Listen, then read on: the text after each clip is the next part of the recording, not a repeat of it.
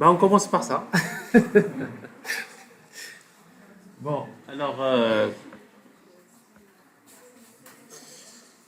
bonjour tout le monde. Ramadan Mubarak Saïd. Donc, j'espère que vous êtes bien réveillés. On y va. Bien, alors, je vais continuer sur la partie sécurité. Parce qu'en fait, il y a quelques éléments qui restent encore à faire. Donc, je vous rappelle que, en fait, la dernière fois, nous avons, nous avons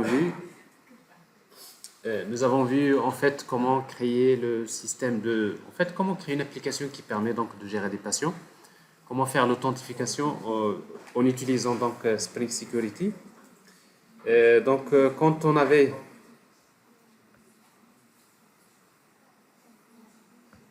alors tout ça ce que vous voyez là c'est normal, hein. Alors quand on est en principe authentifié, en principe, euh, donc on peut accéder à l'application avec des rôles. Donc en fonction des rôles, donc ça peut être soit si vous avez le rôle par exemple admin, donc vous avez la possibilité donc de chercher les patients, d'ajouter des patients, de faire des opérations notamment de modification et de suppression. Mais quand on est authentifié en tant que ici user 2, en tant qu'un utilisateur qui a le rôle user, donc on peut accéder à l'application, mais avec quelques restrictions, c'est-à-dire on peut uniquement faire la recherche, on peut consulter les données, mais on ne peut pas faire les modifications. Donc globalement, nous avons vu comment faire tout ça. Et pour faire tout ça, donc nous avons vu que pour l'authentification, nous avons euh, pratiqué les deux modèles. Il y a In-Memory Authentication et GDBC Authentication. Donc, mais en fait, dans la pratique, si vous voulez gérer les utilisateurs dans votre application, alors GDBC Authentication, donc c'est une solution qui est relativement simple, mais il y a mieux. Donc, justement, c'est ce que nous allons voir aujourd'hui. Nous allons voir comment utiliser, comment faire ce qu'on appelle, comment utiliser la stratégie User Retail Service. Donc, c'est ce que nous allons essayer donc de voir. Mais avant de voir ça, donc je reviens d'abord sur ce petit problème-là, parce que si vous n'êtes pas, si vous êtes authentifié, a priori, vous voyez, donc vous accédez à l'application, il n'y a pas de problème. Mais si vous n'êtes pas authentifié, et si vous tentez d'accéder à l'application,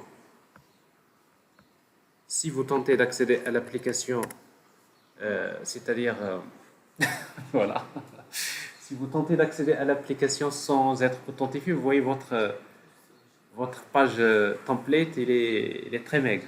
Alors comme quoi, Bootstrap, en l'absence de Bootstrap, voilà ce que vous allez voir dans vos applications. Ok. Alors après, on se pose la question. Alors qu'est-ce qui se passe? Alors qu'est-ce qui se passe pour régler ce problème-là? Alors si vous regardez l'accès à l'application, donc vous allez voir en fait que, en principe, parce que dans notre stratégie de sécurité, nous avons utilisé, euh, dans la stratégie de sécurité, nous avons dit que, en principe, pour tout ce qui est slash admin slash étoile, bon, c'est-à-dire il est accessible via le rôle admin. Tout ce qui est slash user slash étoile, donc il faut être authentifié avec le rôle user. Autrement, toutes les ressources nécessitent une authentification. Y compris les ressources statiques. Vous voyez donc quand vous appelez par exemple un fichier CSS, vous mettez slash webjars slash bootstraping.css. Mais il se trouve que si vous n'êtes pas authentifié, Spring Security refuse également de vous donner les ressources statiques. Alors donc si vous voulez régler ce problème-là, il faut autoriser les ressources statiques. Alors pour cela, qu'est-ce que vous allez faire? Vous allez utiliser HTTP authorize request.endMatchers. Et là, vous allez utiliser donc tout ce qui est slash webjar ou webjars. Webjars slash étoile. Et vous utilisez permit all.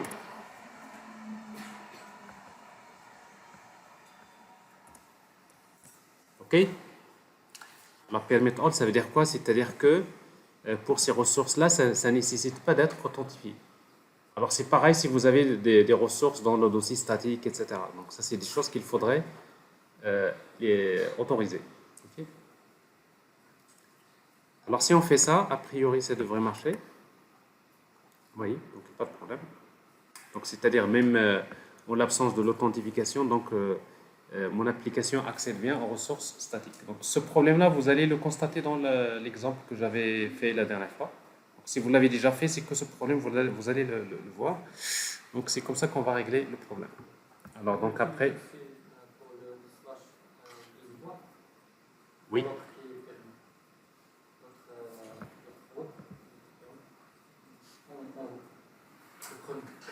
Oui. Utiliser aussi double point pour autoriser tout. Donc, notre /admin va faire restreindre pour le route et le user, etc. Oui, mais il faut éviter slash étoile. Il faut l'éviter, ça veut dire que slash étoile, c'est comme si vous enlevez ça. C'est-à-dire any request authenticated. Oui. Parce que c'est-à-dire c'est quoi le risque? Le risque, c'est que il se peut que vous avez oublié de protéger des ressources. Donc, c'est pour cela il faut être un peu plus restrictif. C'est-à-dire il faut que toutes les ressources nécessitent une authentification. Et après, les ressources que vous voulez libérer, il faut les ajouter par permit all ou bien avec des rôles. Donc, ça, comme ça, c'est mieux. OK? C'est clair? Alors, maintenant, donc l'authentification basée sur la stratégie JDBC Authentication, donc on a vu comment travailler avec. Alors, la troisième solution, qui est en fait celle qu'il faut utiliser en principe, d'une manière générale, c'est qu'en fait, c'est d'utiliser ce qu'on appelle User Detail Service. Ça veut dire que les utilisateurs et les rôles de l'application, c'est-à-dire l'opération d'authentification, c'est la couche service de votre application qui va s'en occuper. Alors, comment on va faire? Donc, on va essayer, donc je vais vous montrer comment faire ça.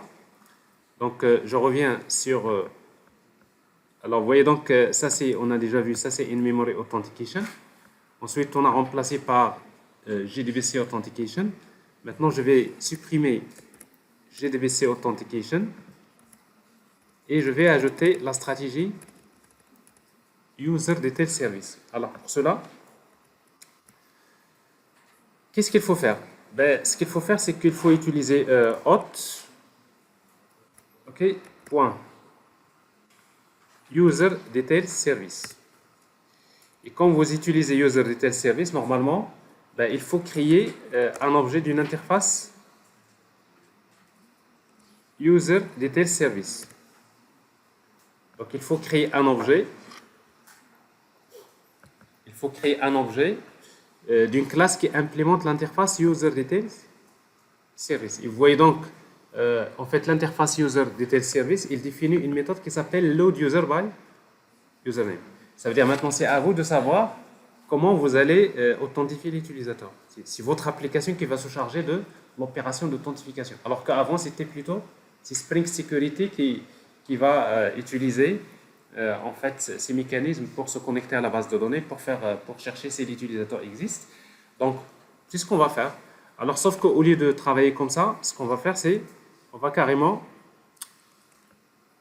créer une. Donc là, je la laisse comme ça pour le moment. Et après, on va arranger ça. Alors, ce qu'on va faire, c'est dans notre application, nous allons d'abord gérer les utilisateurs et les rôles. C'est-à-dire, c'est notre application qui va gérer les utilisateurs et les rôles. Ça veut dire, on va créer la classe user et la classe role avec les relations many to many. Donc, c'est-à-dire, il faut gérer, il faut créer toutes les méthodes qui permettent de gérer les utilisateurs et les rôles. Et donc, ça, c'est quelque chose qu'on a déjà fait. Donc, je vais le rappeler. Donc, je vais créer une classe que je vais appeler user. Je ne vais pas l'appeler user, je vais l'appeler app-user. Alors, pourquoi? Tout simplement juste pour ne pas avoir une confusion, parce que dans Spring Security, il y a déjà une classe qui s'appelle user. Il y a une classe qui s'appelle role, n'est-ce pas? Donc, c'est que dans votre application tout à l'heure, vous allez manipuler user et role, mais les deux packages, d'accord? Juste pour faire la différence, cette classe, je vais l'appeler AppUser.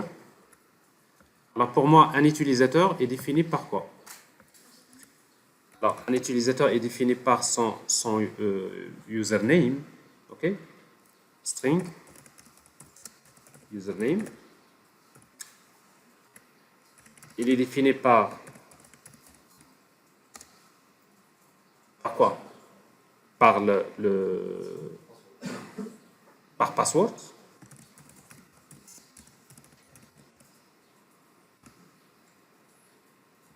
Alors pour le moment, c'est les éléments dont j'ai besoin. Ok. Et également, si vous voulez, vous ajoutez un booléen active, si vous voulez. Et après, vous ajoutez donc d'autres informations si vous le souhaitez. Donc, j'ai la classe user et j'ai la classe role. Je vais l'appeler AppRole. Alors, la même chose ici, donc pour moi, un rôle est défini par le nom du rôle.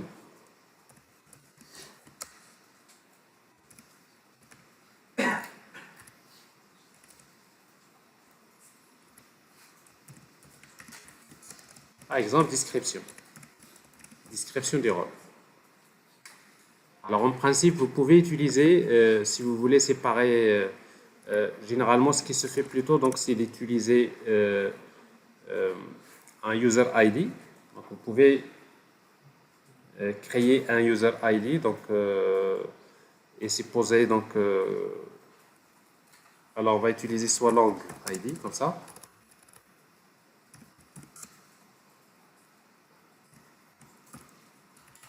Ou bien vous pouvez, généralement, au lieu d'utiliser long, vous pouvez utiliser string. User ID. Alors, je préfère comme ça. User ID, username, password active. Et pour le rôle, vous pouvez également utiliser un long. Comme ça, on fait la différence. Role ID, le nom du rôle, role name et description. Et après, donc, un utilisateur peut avoir plusieurs rôles. C'est-à-dire, ici, on va déclarer une liste de quoi? AppRole. Égale new array list. Voilà. Alors, ici, donc, je vais maintenant ajouter les annotations. Donc, ça, c'est une entité GPA. Il me faut les getters et setters, c'est data. Un constructeur sans argument. Un constructeur avec argument. Alors ici, donc ça, c'est l'identifiant. Donc, ID. Quoi d'autre? Là, on va utiliser une relation de type many to many. Parce qu'en fait, un utilisateur peut avoir plusieurs rôles et un rôle concerne plusieurs utilisateurs. Donc ici, donc, je vais utiliser many to many. Alors, en fait, many to many, many to many. Donc, je vous rappelle qu'il y a en fait un attribut fetch qui peut avoir comme valeur deux valeurs possibles, soit lazy ou bien eager. J'avais déjà expliqué ça, donc je vous rappelle par défaut, généralement c'est lazy qui est utilisé, ce qui signifie que à chaque fois que je vais charger un utilisateur à partir de la base de données, Hibernate ne va pas charger automatiquement les rôles de cet utilisateur en mémoire. Donc ce n'est que quand j'appelle la méthode getAppRoles, quand j'aurai besoin des rôles, c'est à ce moment-là que Hibernate va les chercher. Donc ça, c'est lazy, le mode paresseux. Alors donc, ce cas de figure, il vaudrait mieux utiliser le mode eager. Eager, ça veut dire quoi? Ça veut dire que à chaque fois que je vais charger un utilisateur à partir de la base de données, automatiquement Hibernate va charger tous les rôles de cet utilisateur en mémoire. Donc ce qui semble tout tout à fait logique, n'est-ce pas? Parce qu'au moment de l'authentification, une fois que je suis authentifié, une fois que je charge un utilisateur, j'ai besoin de ces rôles systématiquement pour gérer les droits d'accès. Donc ici, donc, on va utiliser Eager. C'est le mode Eager qu'on va utiliser. C'est clair? Alors ici, donc, il faut compléter donc, la classe AppRole. Donc c'est une entité GPA, la notation d'état, un constructeur sans argument et un constructeur avec argument. Si on va utiliser la notation ID, comme ici c'est ta langue, je vais utiliser generated value.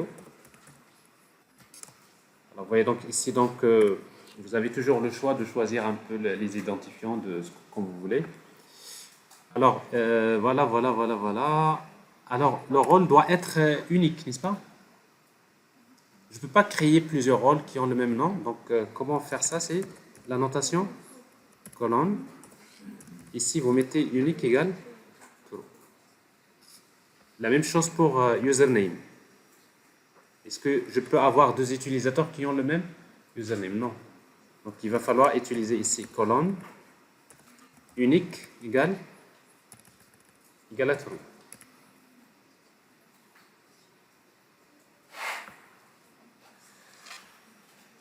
Voilà, alors ça c'est pour les utilisateurs. Alors si vous voulez cette entité AppUser, AppRole, tout cela on peut le mettre dans le package sécurité. Parce que tout ce qu'on est en train de faire là, c'est des éléments qui concernent la sécurité. Bon, ce qui fait que dans la partie sécurité, si vous voulez, on peut les déplacer. Alors pour ne pas mélanger les entités du modèle et les entités qui concernent la partie sécurité. Alors c'est ce que je vais faire ici. Donc dans la partie sécurité, donc je vais prendre ces user et role, je les mets dans le package sécurité. OK?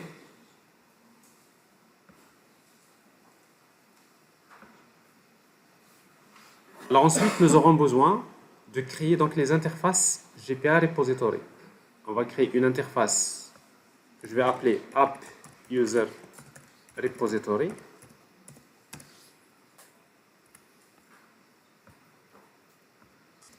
Extend GPA Repository.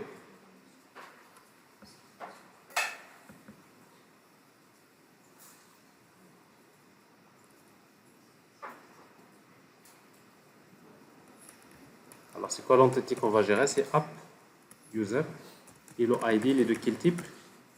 De type langue. C'est ça?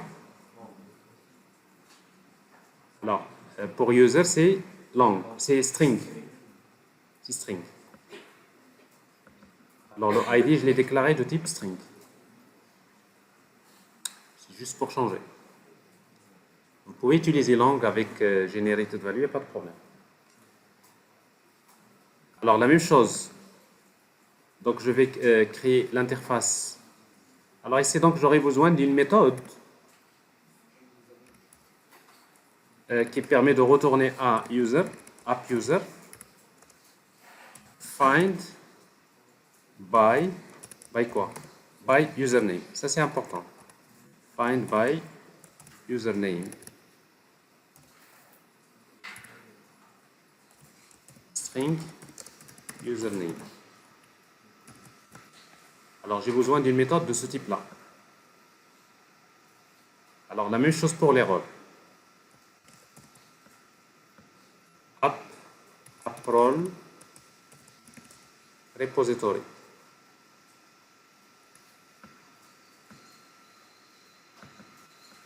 Et je change AppRole. Là, c'est un long, le ID. Et la même chose, donc j'aurai besoin d'une méthode qui permet de retourner un rôle by role name.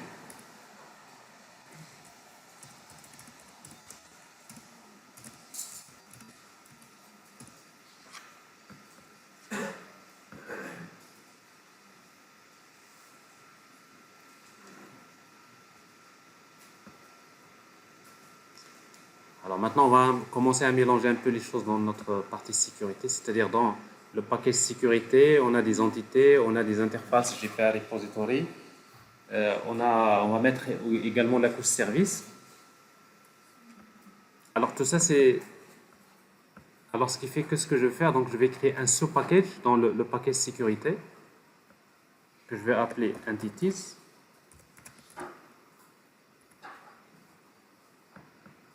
Ensuite, je vais créer un sous-package. Je vais appeler Repositories, juste pour organiser mon truc. Et après, je vais créer un sous-package que je vais appeler Service. Alors, User et Role, App User et Role, je vais les déplacer vers Entities. Les repositories, je les déplace vers Repositories. Mais tout ça, c'est des éléments qui concernent la partie sécurité. Ok? Alors pourquoi je ne les sépare? Parce qu'en réalité, on va voir que par la suite, que le service de sécurité, on peut carrément le séparer de... Ça peut être une application séparée. Donc, ce qui fait que on ne va pas les mélanger à l'application, on les garde de côté. Ce n'est pas un problème pour le moment. Alors, dans la couche service, donc on va créer une interface qu'on va appeler Security.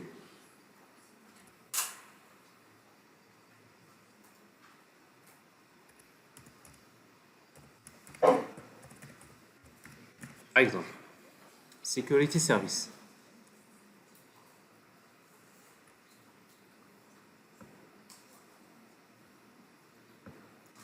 Alors, dans Security Service, donc on aura besoin de quelques méthodes dans notre application. On aura besoin d'une méthode qui permet d'ajouter un utilisateur. Tout ça, c'est pour notre application. Alors ici, donc, save user.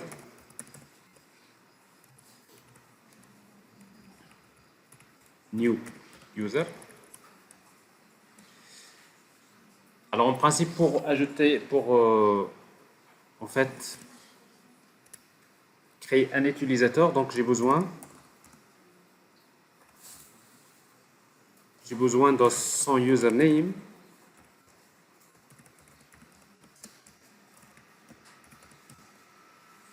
J'aurai besoin de son password. N'est-ce pas? On suppose qu'on va l'activer par défaut. Mais généralement, quand vous créez un utilisateur, souvent, il faut vérifier le mot de passe, n'est-ce pas? Parfois, il faut saisir le mot de passe et il faut vérifier. Donc, c'est-à-dire, vous allez ajouter un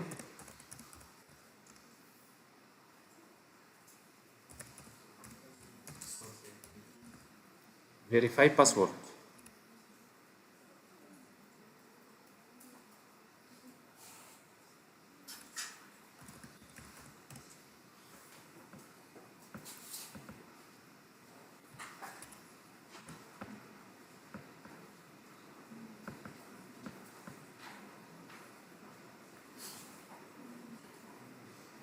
Donc, ici,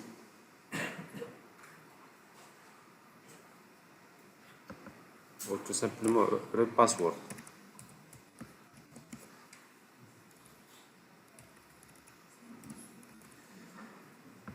Alors, j'aurai besoin d'une méthode qui permet d'ajouter un rôle.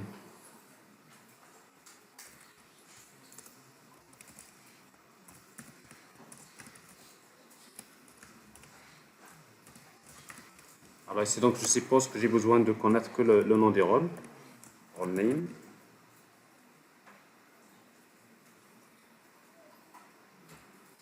Et sa description.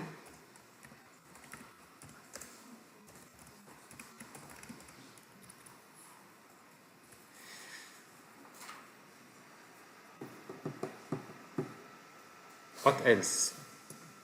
J'ai besoin d'ajouter associer un rôle à un utilisateur. Donc, c'est-à-dire, on va créer une méthode void add role to user. Alors ici, donc, on aura besoin de spécifier quoi? C'est username et role name. Voilà. Globalement, ça nous permet déjà, c'est de donner la possibilité à l'application donc d'ajouter de nouveaux utilisateurs, d'ajouter des rôles et d'affecter les rôles aux utilisateurs. Et après, une méthode qui permet de chercher un utilisateur, donc AppUser. AppUser quoi?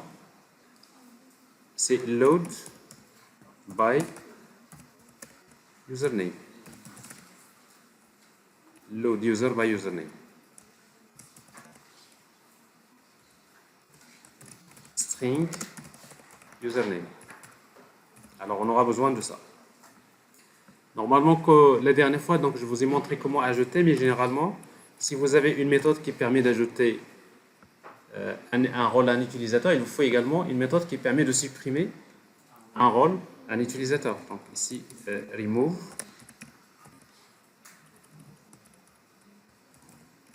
From user.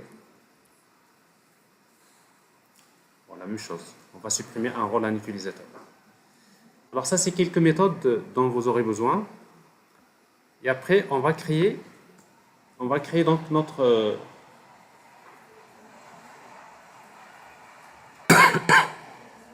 on va créer une implémentation de cette interface. Entrée, créer une implémentation de cette interface. Service, sécurité, service, implémentation, qui va implémenter security service et qui redéfinit les méthodes.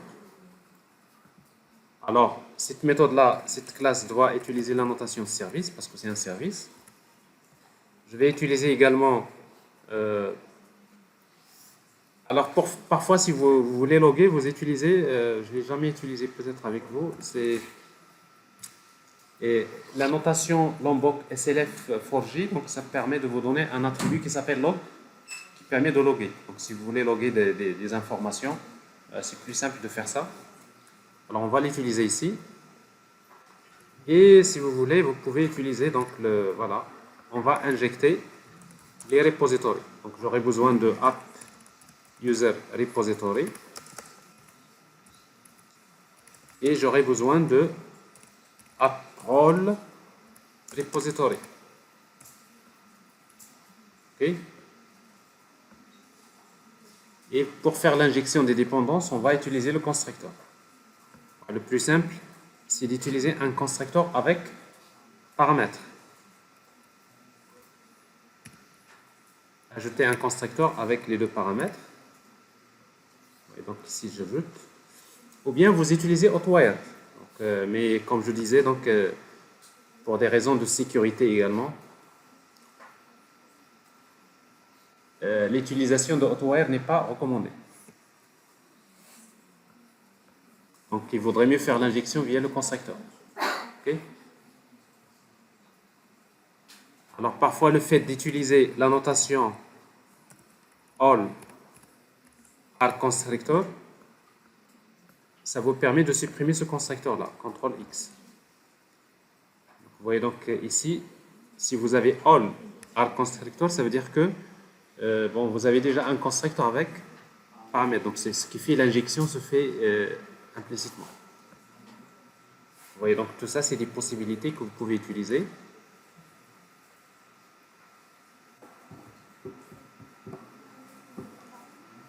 Ça va?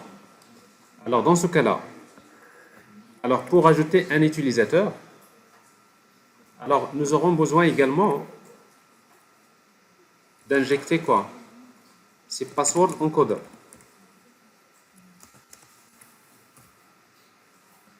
Okay.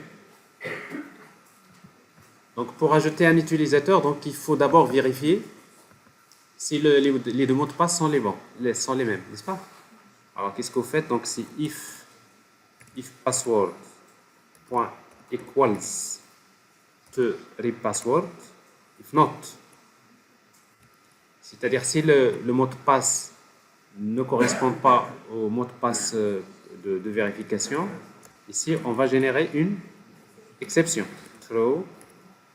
Alors ici donc normalement dans la pratique il faut créer des exceptions métiers, c'est-à-dire vous créez des exceptions personnaliser, mais pour le moment, c'est pas l'objectif, donc on va créer tout simplement runtime exception through new runtime exception.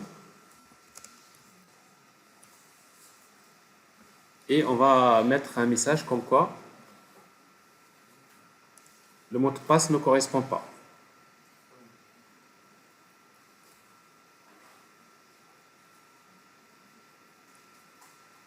Alors, comment on va dire ça en anglais? Not match, exactement. Password. Not match. Comme ça? Avec un A. Match. Alors, donc ça c'est une petite vérification à faire dans le service. Alors maintenant, si c'est le cas, qu'est-ce qu'on va faire? On va tout simplement définir on va hacher le mot de passe. Alors, hash password. Alors pour le hacher, qu'est-ce qu'on va faire? Hash.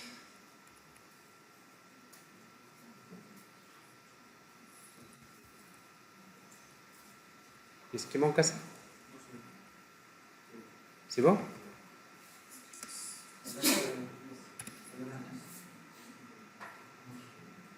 Ah, S, oui. Ouais, c'est parce que... Voilà, hash password.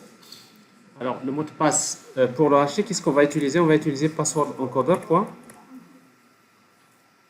encode. Password. Parce que maintenant, je vais enregistrer l'utilisateur dans la base de données. Mais avant de l'enregistrer dans la base de données, il faut hacher le mot de passe. Et donc, c'est ce que je vais faire maintenant. Je vais créer un objet app user égale new app user. App user.set username, c'est username. App user.set password, c'est hashed password. App user.set active, true. Donc, je suppose que à la création c'est-à-dire il est activé, et on va l'enregistrer. App user repository .save app user.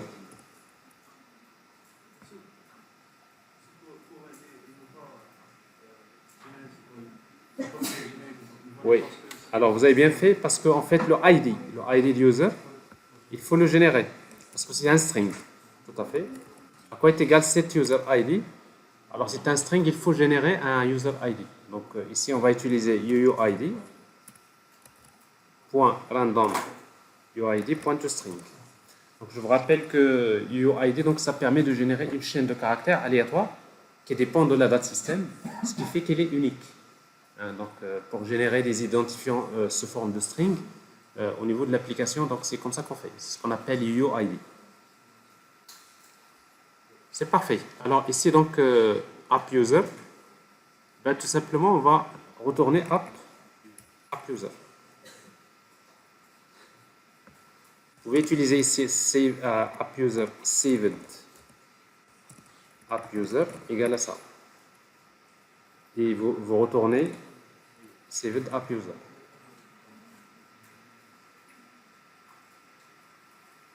Alors ça c'est vous voyez donc ce genre de service là, généralement vous le faites une fois pour toutes, c'est-à-dire souvent une fois que vous allez le faire dans une application, c'est-à-dire ce package sécurité qu'on est en train de créer, on va le créer une fois pour toutes, mais après dans toutes les applications c'est le même package que vous allez utiliser, donc c'est technique, c'est toujours des choses qu'on va réutiliser. Alors pour enregistrer un rôle, bon, il n'y a pas de règle métier particulière, donc je vais créer directement app role égale new app role.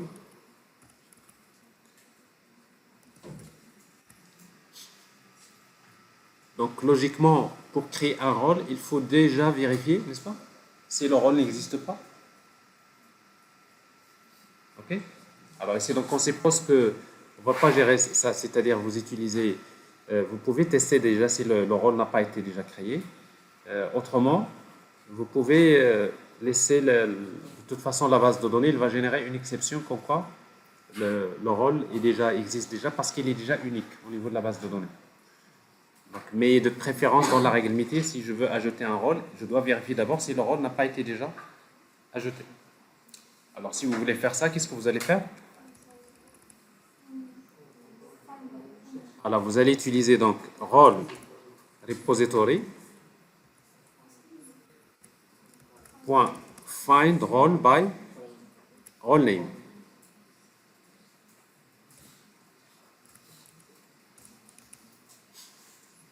Alors, et vous utilisez or, donc ça c'est bon, il n'y a pas de problème.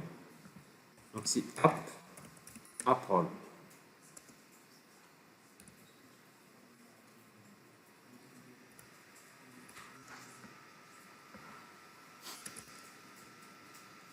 Égal à ça. Et là, si vous mettez if app role égale à quoi? Alors, c'est-à-dire si le rôle n'existe pas. Ou plutôt si vous faites l'inverse. C'est-à-dire if app role est différent de quoi? De null.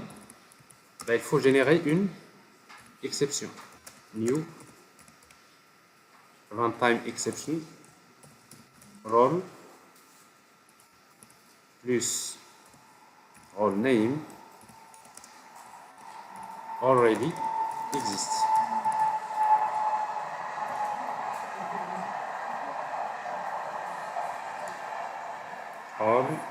C'est bien ça. Already exists.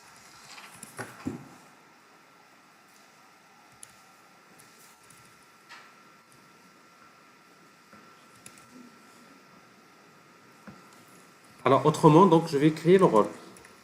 Donc, app role égale new app role.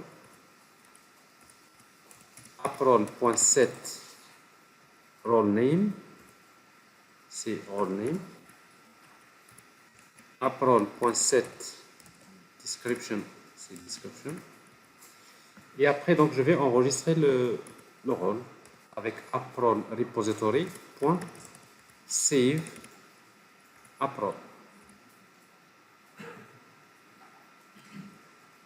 Et après, donc, je vais retourner app role. Pas de problème.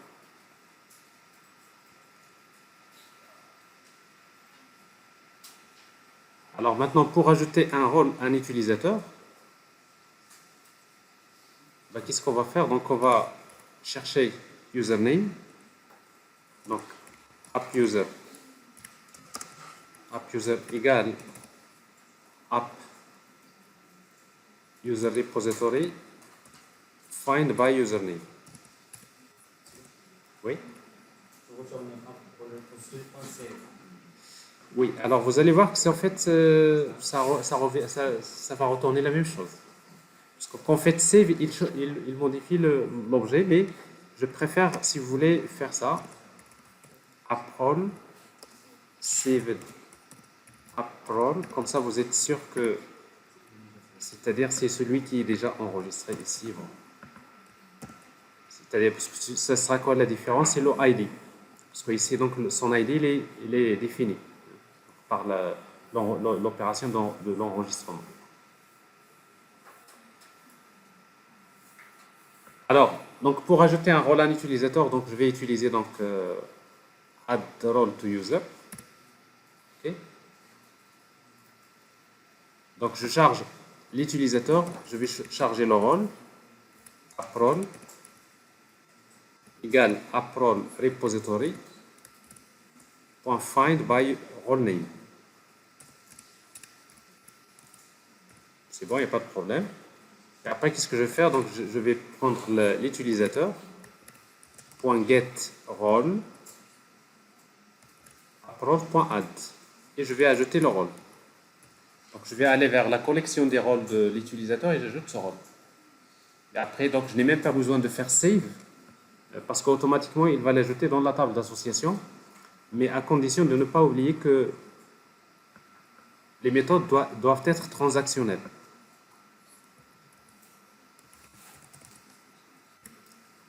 Transactional. Mais il faut faire attention à la notation transactionnelle parce qu'il y en a deux.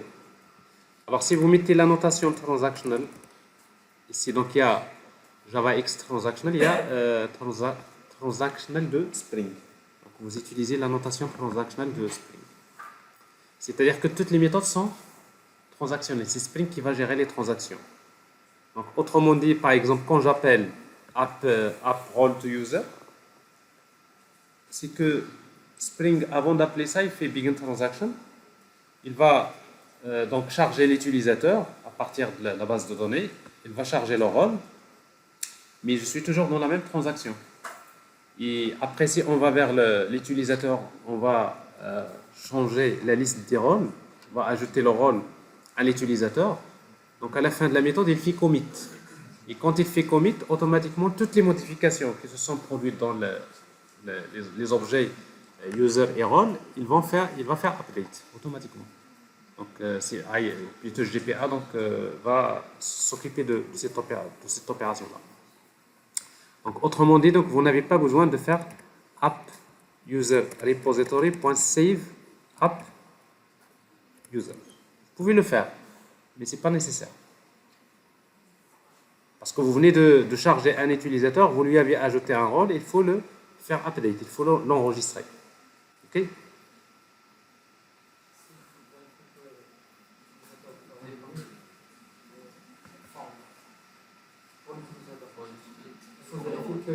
Oui. Alors maintenant, vous comprenez que les règles métiers, maintenant, pour faire quelque chose de clean, quand je charge un utilisateur, il faut vérifier si l'utilisateur n'existe pas. C'est-à-dire s'il est différent de nul. Alors tout ça, c'est des choses qu'il faut faire. Hein.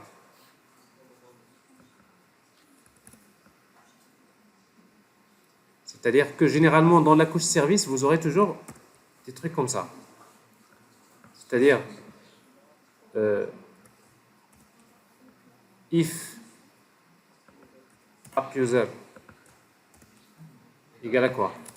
Égale à nul, je génère l'exception user not found.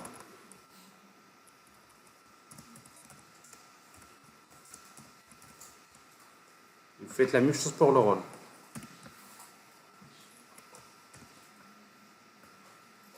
If app role égale à nul, role not found. Et après, s'il n'y a pas de problème, donc on va l'ajouter.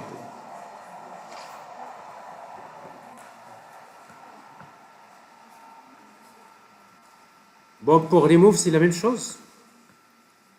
Vous faites copier-coller. Donc, vous chargez l'utilisateur. S'il n'existe pas, on va dire, voilà, il n'existe pas. La même chose pour le rôle. Ici, donc, au lieu d'utiliser tout simplement, au lieu d'utiliser add, on va utiliser quoi? Remove, tout simplement. C'est-à-dire, je vais vers la collection, je le supprime.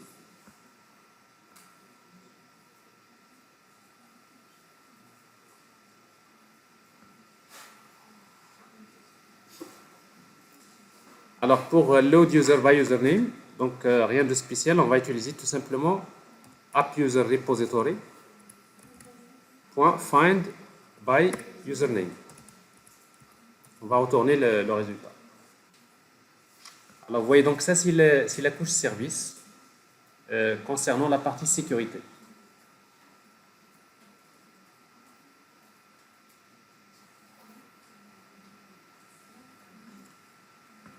Il faut la tester d'abord. Alors, pour la tester, maintenant, bon, je complète d'abord. Donc, vous avez ici donc les utilisateurs. Vous savez gérer les rôles.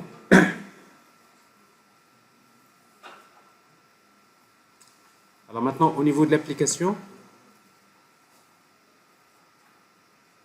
alors au démarrage de l'application, j'ai besoin d'ajouter quelques utilisateurs et rôles dans l'application. Ça veut dire que dans la commande, dans le voilà, command line runner, ici,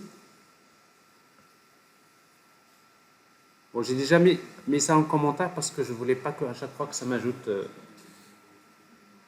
voilà, ça m'ajoute des données dans la table patient. Ici, donc, vous pouvez laisser ça et vous pouvez créer une autre méthode.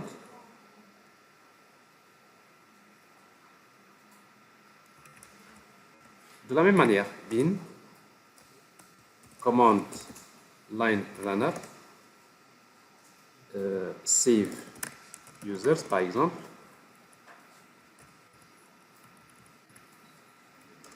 Et vous mettez return. Si vous voulez, vous pouvez toujours séparer un peu les choses. Celle-là, donc, je l'ai désactivée, donc je ne vais pas la toucher. Je la laisse. Maintenant, ce que je veux, c'est que, une fois que l'application démarre, je voudrais utiliser donc App User Service, donc Security Service, l'interface Security Service. Donc, c'est-à-dire c'est cette interface-là que j'ai ici. Security Service. Donc, je fais l'injection des dépendances.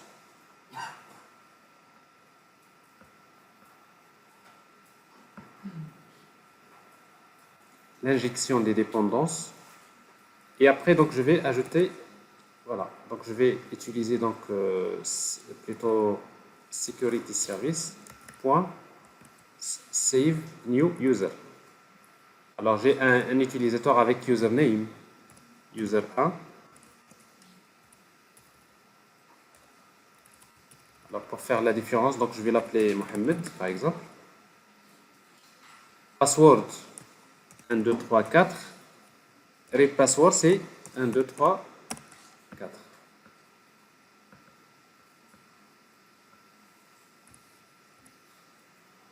Alors, security service.save, la même chose, donc je vais ajouter un deuxième utilisateur.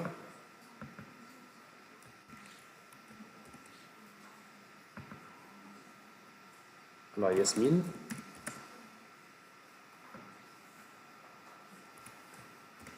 J'ai un troisième utilisateur, Hassan. Je vais ajouter 3 rôles, ou bien 2 rôles.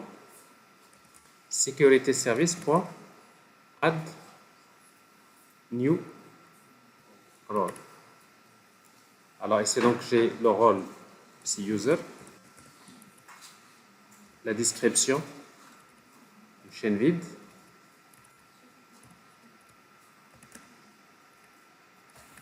Save role,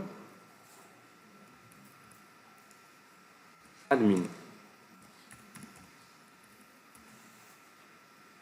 La description également, une chaîne vide. Donc vous voyez, donc je sais comment ajouter des utilisateurs, comment ajouter des rôles. Et j'ai également un moyen dans mon application qui permet d'affecter des rôles aux utilisateurs. Alors pour cela, on va utiliser service security service.add role to user. Par exemple, username, c'est user 1. C'est pas user 1, c'est Mohamed. On va lui affecter le rôle user.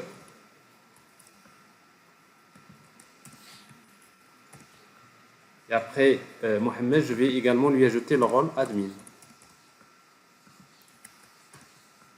Également, en fait, Yasmine, je vais lui affecter le rôle user. Et Hassan, le rôle user. Alors ça, c'est beaucoup mieux. Maintenant, vous êtes en train de faire un travail dans lequel c'est votre application qui va gérer les utilisateurs et les rôles. Alors, on va démarrer l'application et on va d'abord vérifier si ces rôles sont bien enregistrés dans la base de données. Donc ça, c'est la première des choses. Et après, on va compléter notre sécurité. Alors, pour rester dans la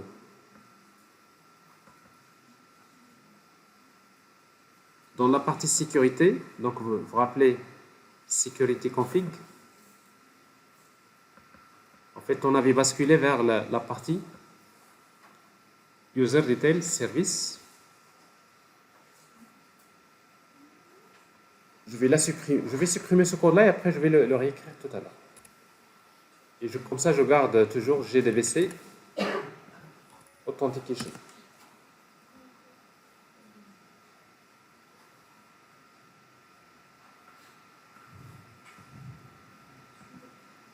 Alors, on démarre l'application.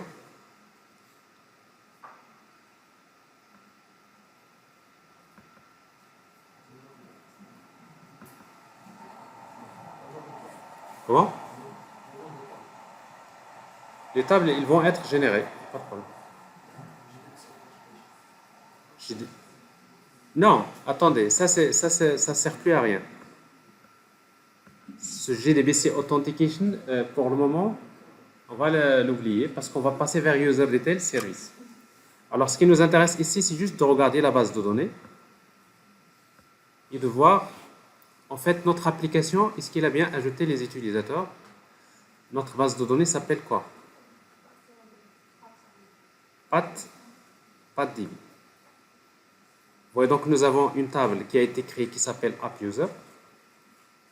Je vois bien que j'ai User ID. Vous voyez donc on a défini des ID aléatoires. Active, password. Donc vous voyez donc il est encodé, c'est bcrypt. Ici donc username c'est Mohamed. Donc là mes utilisateurs sont bien dans la base de données. J'ai les rôles, approl, user admin et j'ai la table d'association.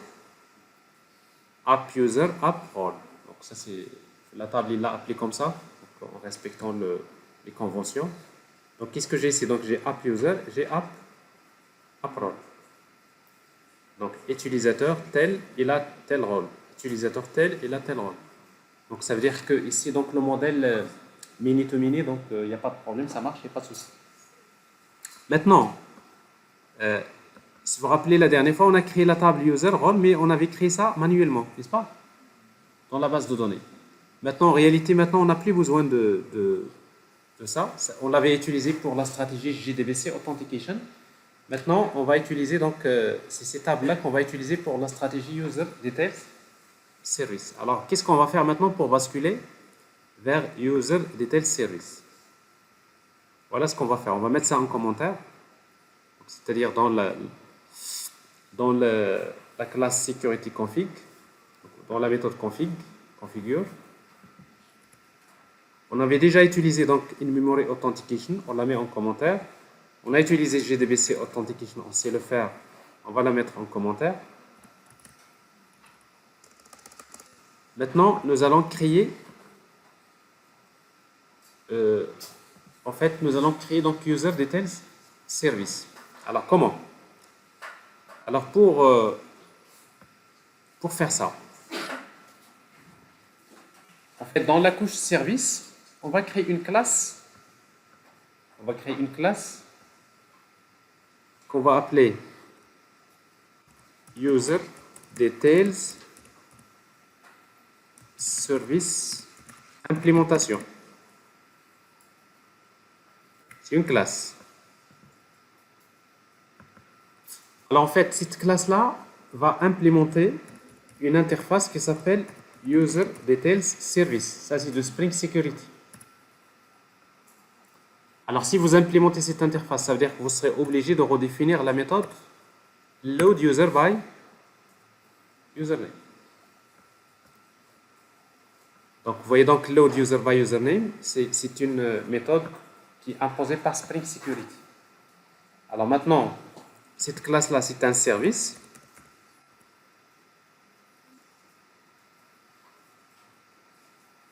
Maintenant, ce qu'il faut faire, c'est que, regardez ce qui se passe maintenant.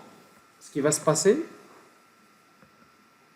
c'est que je vais vers Security Config, ici, et je vais dire à Spring Security Authentication.UserDetails Service. Et quand j'utilise User Details Service, je vais lui donner tout simplement un objet de la classe que je viens de créer. Alors pour l'utiliser, donc il suffit donc de l'injecter ici. Donc je vais utiliser User Details Service Implémentation et vous faites AutoWired. Donc, user details service implémentation. Donc, c'est la classe que j'ai créée. D'accord? C'est cette classe. Ici. C'est cette classe qui implémente cette interface.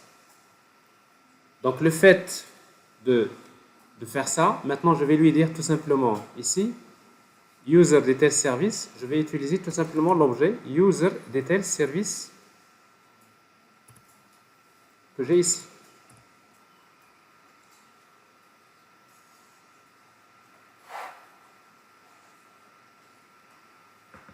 Donc, ça veut dire quoi? Et c'est tout. Donc, ça veut dire que maintenant, je suis en train de dire à Spring Security quand l'utilisateur va saisir son username et son mot de passe pour s'authentifier, qu'est-ce qu'il va faire Spring Security? Il va faire appel à cet objet-là, User Details Service. Il va faire appel à quelle méthode? Load User by Username. C'est comme si vous dites à Spring Security, quand l'utilisateur va saisir son username et son mot de passe, fait appel à cette méthode. Donc maintenant, Spring Security va appeler cette méthode. Maintenant, c'est à vous de savoir comment vous allez chercher l'utilisateur. Alors, comment on va le faire? Ben, on va tout simplement la méthode load by username. Il va lui transmettre username. Et nous, qu'est-ce qu'on va faire? On va injecter notre service. Plutôt security service que nous avons créé. On va faire l'injection des dépendances.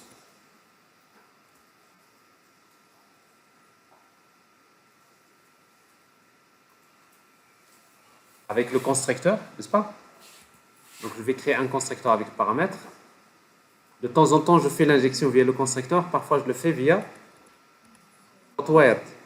Alors moi, je vais mettre hotwire, mais je vous dis toujours, dans votre code final, vous le remplacez par l'injection via le constructeur.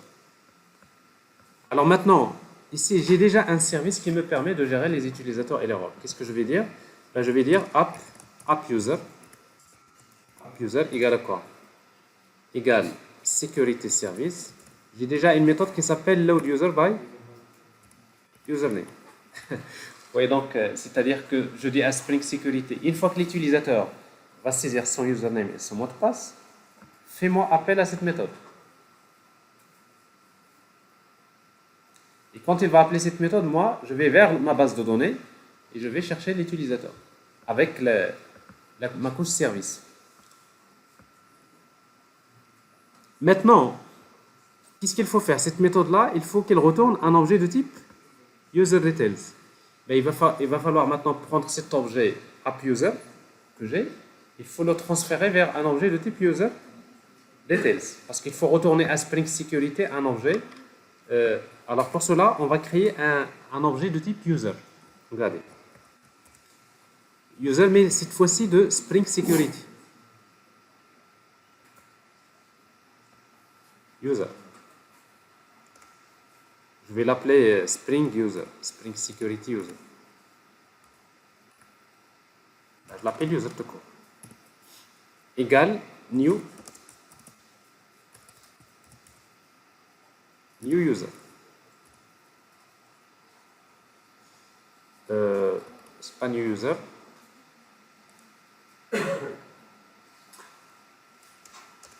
Parce qu'en fait, voilà, New User. Vous mettez New User, mais il faut lui transmettre quoi? C'est quoi username? Parce qu'en fait, cette classe user-là, qu'est-ce qu'il attend? Regardez, il attend string username, il attend, ça c'est le quoi? C'est le mot de passe, et après une connexion des rôles. Donc il faut juste transférer les bonnes choses. Comment? Bon, username, il n'y a pas de problème, on va lui dire c'est appuser.getUsername. Le mot de passe, c'est quoi? C'est appuser.getPassword. C'est bien le mot de passe qui se trouve dans la base de données. Parce qu'on est allé vers la base de données, on a cherché username et le rôle. Maintenant, qu'est-ce qui reste? Les rôles. Alors pour les rôles, alors avec Spring Security, en fait, les rôles doivent être dans une collection de type Granted Authority.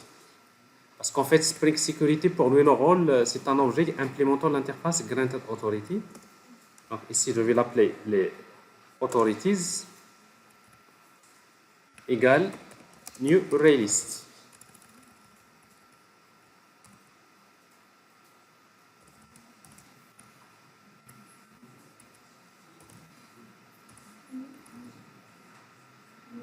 New.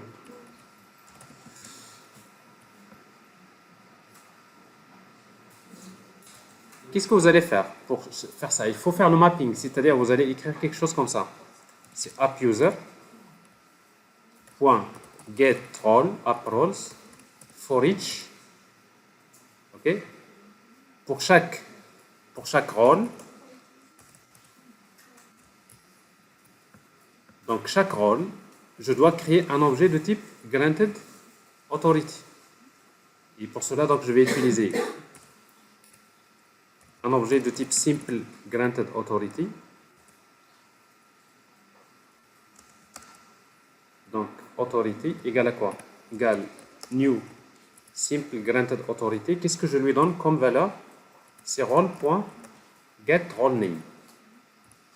Vous voyez donc, je suis obligé de faire cette opération-là parce que je prends le rôle qui se trouve dans la base de données et je dois le stocker dans un objet de type Granted Authority. Donc, Simple Granted Authority, si vous voulez, c'est une classe qui implémente l'interface Granted Authority et qui permet de représenter, si vous voulez, pour Spring Security, le rôle, ça s'appelle Granted Authority. Oui. Alors, donc, pour Spring Security, une fois qu'il va vers la base de données, quand il va chercher l'utilisateur et les rôles, ben, pour lui, l'utilisateur, l'objet user, doit contenir quoi? Username, c'est un string, il n'y a pas de problème. Le mot de passe, c'est un string, il n'y a pas de problème. Mais également, il y a une collection de rôles. Et c'est donc ces rôles-là, authorities. Alors, sauf qu'ici, il faut ajouter ça. Authorities.add. Authority. Alors, si vous voulez, donc ça, c'est le Spring Security. Donc, maintenant, j'ai la liste des rôles. Ils sont dans cette collection. Et je vais utiliser ici authorities. Et à la fin, vous allez retourner l'objet user. Alors, ce code-là, c'est en quelque sorte, c'est des codes quasiment qui est dans toutes les applications qui utilisent Spring Security. Okay? C'est des codes techniques. C'est-à-dire, c'est un code, pratiquement, c'est des copier-coller qui va se répéter dans toutes les applications.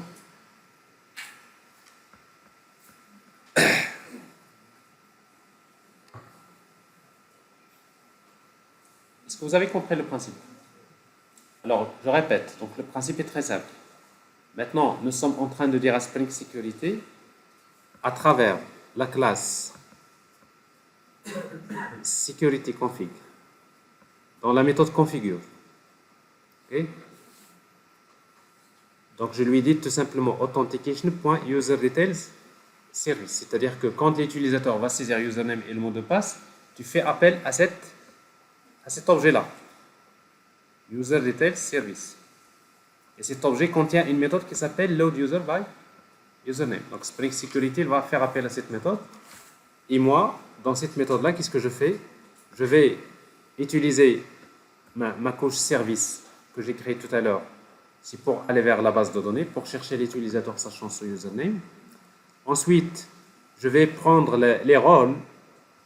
Je vais parcourir les rôles de cet utilisateur que j'ai récupéré, AppUser. Et je vais les mapper. Je vais c'est-à-dire pour chaque rôle, je vais créer un objet de type Simple Granted Authority. Avec ce rôle-là. Et après, donc, cet objet-là, donc, je vais l'ajouter à cette liste de authorities, une collection de Granted Authorities. Pourquoi?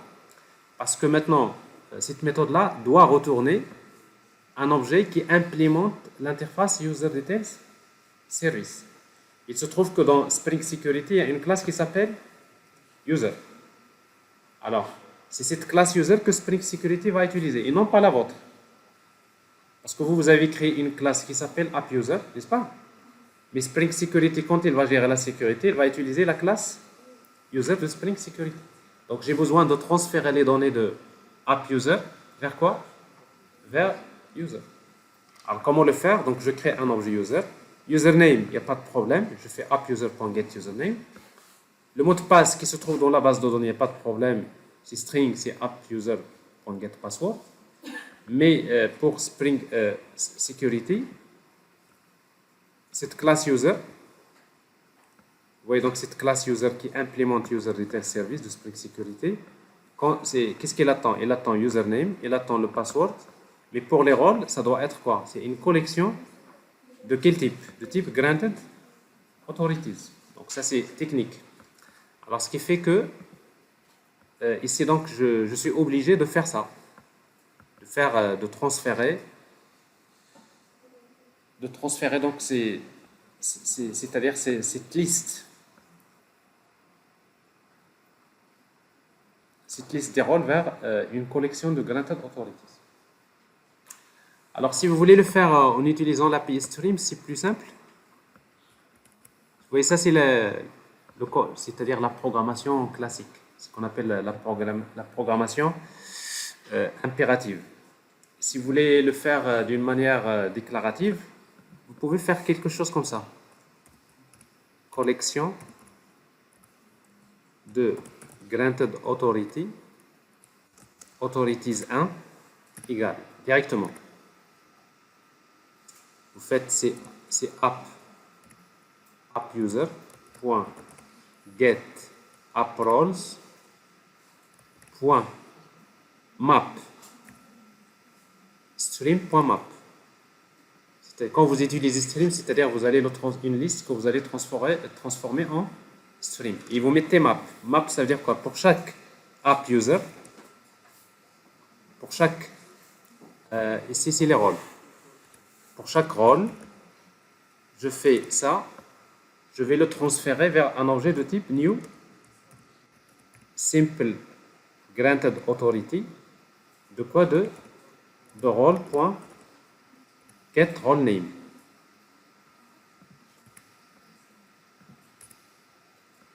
Et à la fin, vous utilisez .collect. Collector to list. Voilà, c'est la même chose. Alors, vous voyez, donc ça c'est en utilisant l'API Streams. Et ça, si vous utilisez la technique impérative classique. Alors, ceux qui ont l'habitude de travailler avec ça, bon, vous pouvez travailler comme ça, mais il vaudrait mieux commencer à avoir l'habitude de travailler avec les streams.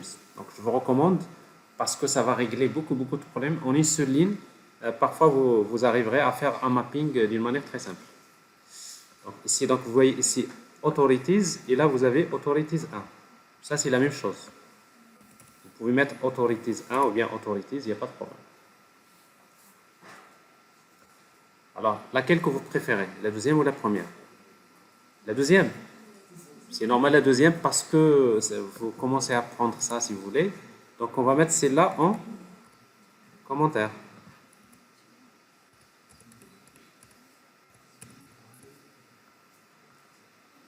Donc, soit celle-là, soit celle-là.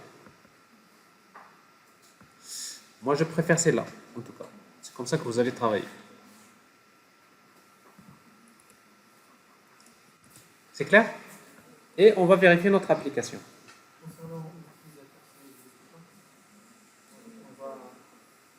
S'il n'existe pas? Non, de toute façon, Spring Security, s'il n'existe pas, il y a une exception. Spring Security va recevoir l'exception. Il fait son travail. Parce qu'en fait, Spring Security, il est déjà programmé pour gérer. Ben, il vous dit tout simplement bad credentials ou des trucs comme ça. Et après, si vous voulez gérer ça également, on peut le faire.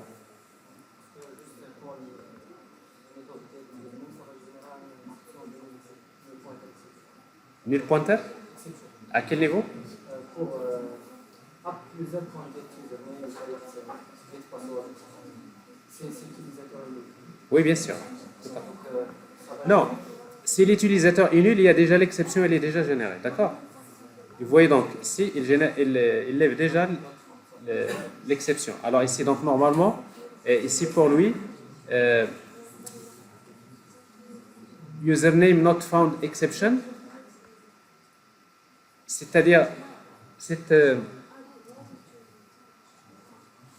en tout cas, donc ça c'est un cas, c'est-à-dire si vous voulez un peu approfondir la gestion de l'exception, on peut voir un peu comment faire. Mais ici nous avons un petit problème, ce problème-là, qui est sans doute inexplicable, parce que qu'est-ce qu'il vous dit? Il vous dit que Spring a détecté ce qu'on appelle une dépendance circulaire entre les bins, c'est-à-dire quoi? Vous avez security config qui dépend de user detail service implémentation. Et vous avez sécurité service implémentation, d'accord, qui dépend de sécurité config. Vous avez ce qu'on appelle une dépendance circulaire. Normalement, Spring, par défaut, pour lui, ça, il arrête. Il vous dit il faut regarder parce que ça peut être un problème, n'est-ce pas? Alors maintenant, si vous êtes sûr que ça pose pas, c'est-à-dire la première solution qui vient en tête, c'est d'aller vers le fichier application properties, vous mettez ça. Spring main allow circular references égale à true. Ça veut dire que vous dites à Spring, si tu trouves il y a une dépendance circulaire entre les bins, tu passes. Parce que de toute façon, parfois ça arrive parfois qu'on a ces dépendances circulaires, mais ils sont fonctionnels. Okay. Donc si vous lui dites ça, donc en principe ça va passer sans problème.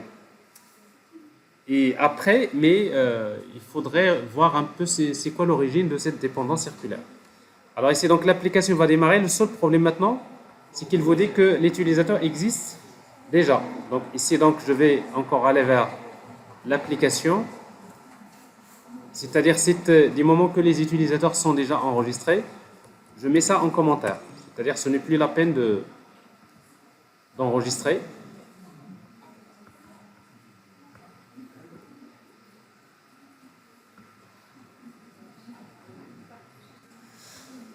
Alors, l'application démarre et après, on va regarder l'authentification. Alors, maintenant, on va s'authentifier avec Mohamed. Le mot de passe 1, 2, 3, 4. Donc, vous voyez, donc, il n'y a pas de problème. Ici, donc, je suis authentifié en tant que Mohamed. Je peux chercher. Mohamed n'a pas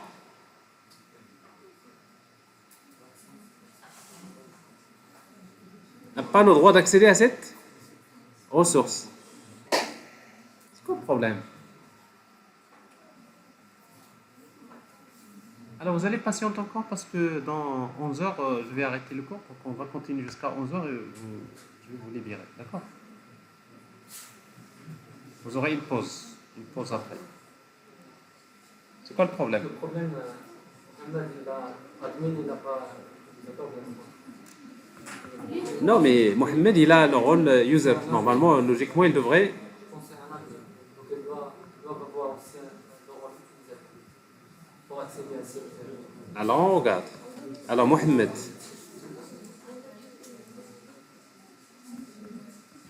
Normalement, dans notre application,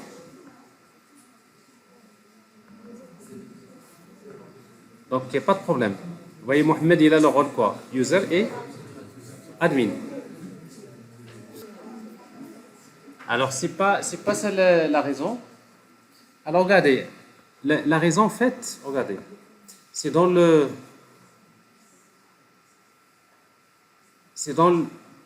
la sécurité, ici. Dans la configuration.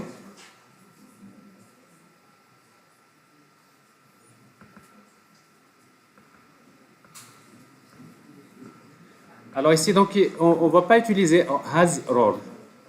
Regardez. Dans la sécurité, au lieu d'utiliser has role, vous allez utiliser has authority. Ça, c'est admin.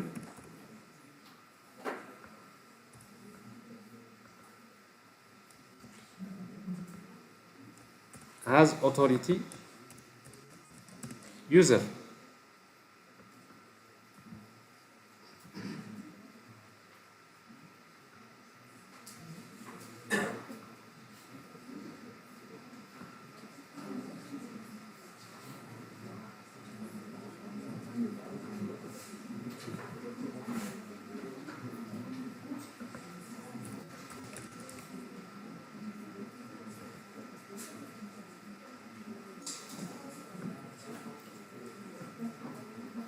Alors, regardez bien.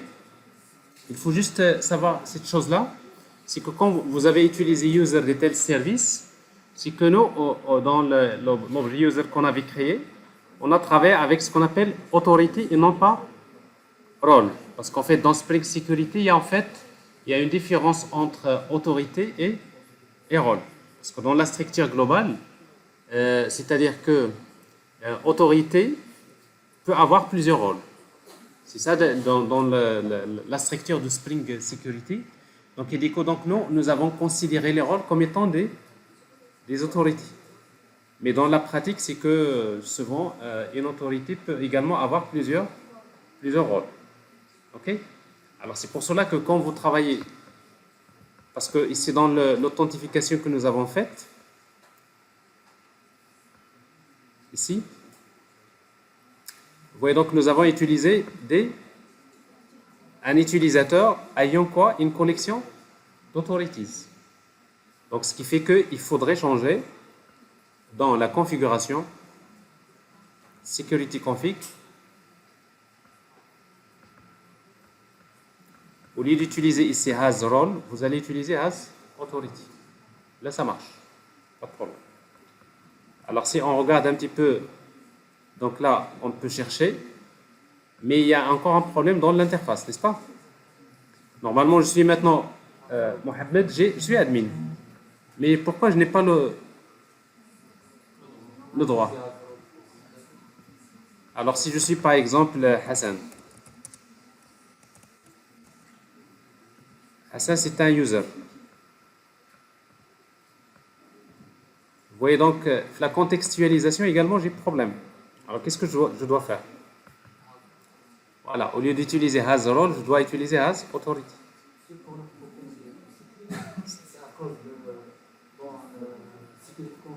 Voilà.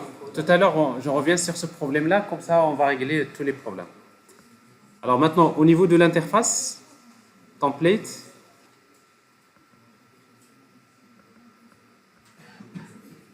alors si vous vous rappelez ici, donc nous avons utilisé has role. Il faut utiliser has authority. Donc là où il y a has role, on va le remplacer par has authority. On l'a ici. On l'a quelque part dans le... C'est tout. Voilà. Et on l'aura quelque part dans Passion. Parce que dans Passion, nous avons dit que tout ce qui est ici, pour supprimer éditer, je vais remplacer donc has role par has authority.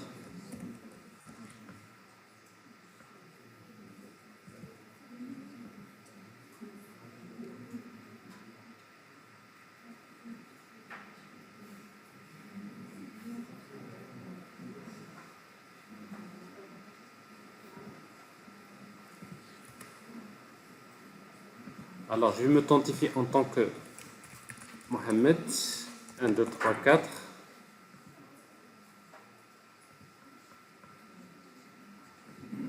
Ce problème-là. Alors, maintenant, il n'y a pas de problème. Donc, je suis un admin. Donc, je peux ajouter. Je peux chercher. Alors, si je suis authentifié en tant que Hassan,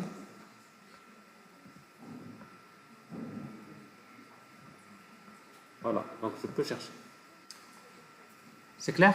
Alors maintenant, je reviens au problème de dépendance cyclique qu'on avait bricolé, puisqu'on avait fait un petit bricolage pour dire à Spring Security, plutôt Spring, essaie d'ignorer, si tu trouves des dépendances cycliques, essaie d'ignorer, mais ça, c'est pas la bonne solution. Alors votre collègue, donc, il estime que la solution viendrait d'où? Yes. C'est exactement. Alors, dans Security Config, ici, nous avons créé un password encoder. Alors, la solution, et vous avez tout à fait raison. Alors, si on essaie cette solution-là, alors,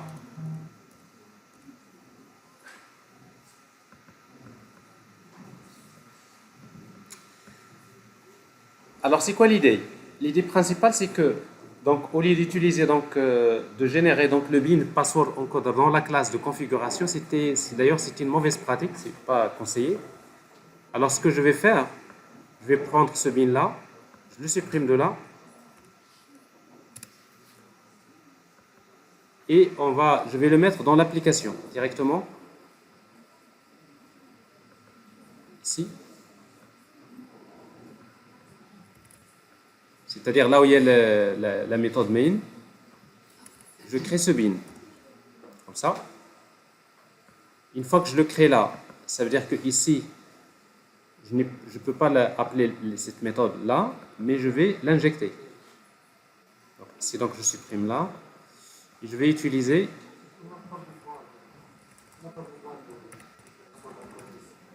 Si. C'est vrai, on a éliminé, hein, c'est vrai. Ici, on n'a pas besoin, tout à fait. Mais au début, on en avait besoin. Okay. Mais en principe, si vous en avez besoin, vous pouvez l'injecter. Normalement, si vous faites password encoder ici,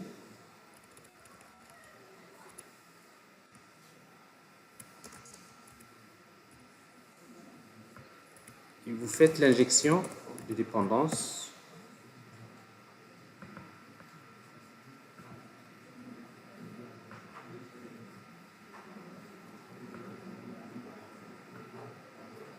Alors, on remet. Alors là, on va maintenant ignorer cette propriété.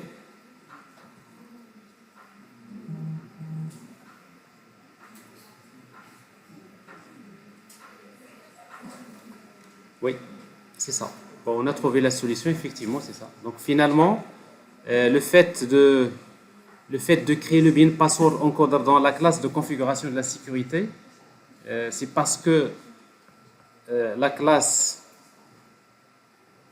security config, il ne faut pas oublier qu'elle hérite de web security configure adapter. Et si vous cherchez dans web security configure adapter, si vous êtes un peu plus, vous allez trouver, il y a beaucoup d'objets, et sans doute vous allez trouver dans cette classe-là, vous allez trouver donc déjà des objets de type password encoder.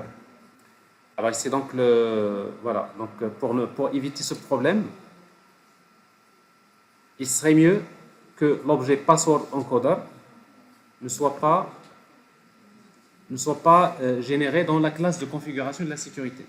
Donc vous le générez dans une autre classe de configuration, ou tout simplement ce que je viens de faire, donc je l'ai généré directement au niveau de l'application.